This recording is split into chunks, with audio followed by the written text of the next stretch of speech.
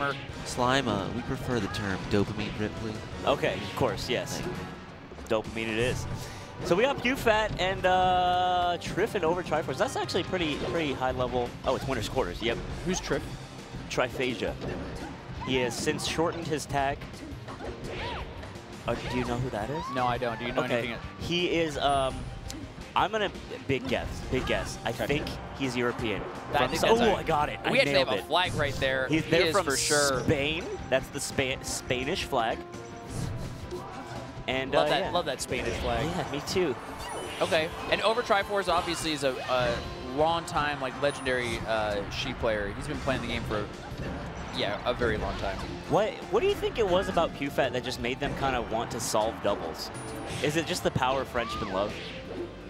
That's a really good question. I mean, they've been doing it for quite a long time, you know, and so and NorCal, I think, is a very teams region. Like, there were just a bunch of, like, Mitchell and Tang. I mean, Silent Spectre and Mitchell. Mm-hmm. And, like, DBR. And there are just, like, a lot of big teams. So teams is big in the region. And I guess that was, like, one of the things that they competed at as, like, a primary reason why they were playing. You know what I mean? Yeah. I feel like for most of us, teams is kind of... It's an afterthought. For a lot of people, it's just...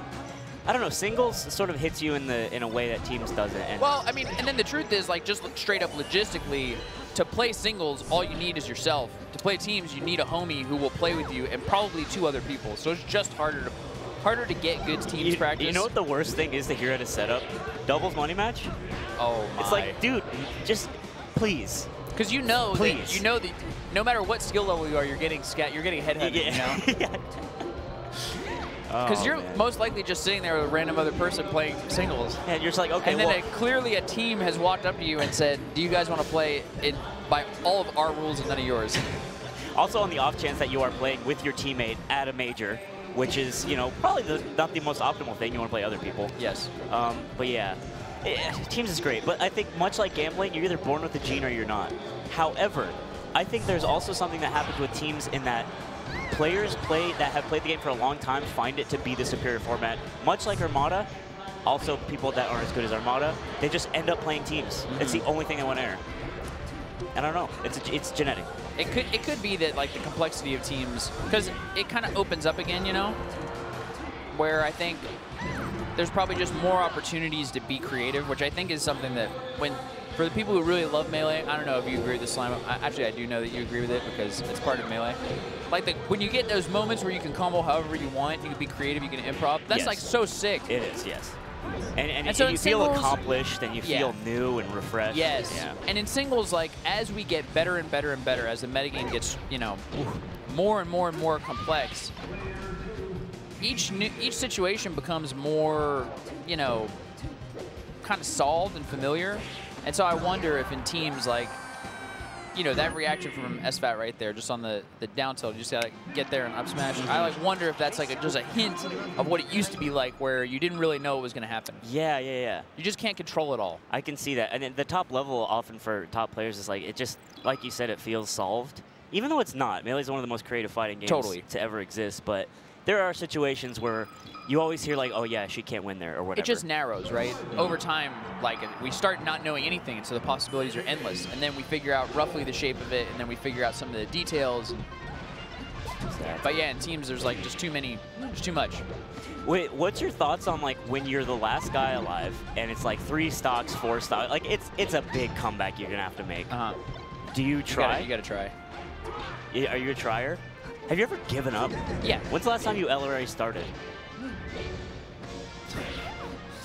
So I haven't entered in quite a long time, but I would happily LRA start, especially if it's a moment that would be funny. For the meme? Especially if it would be funny.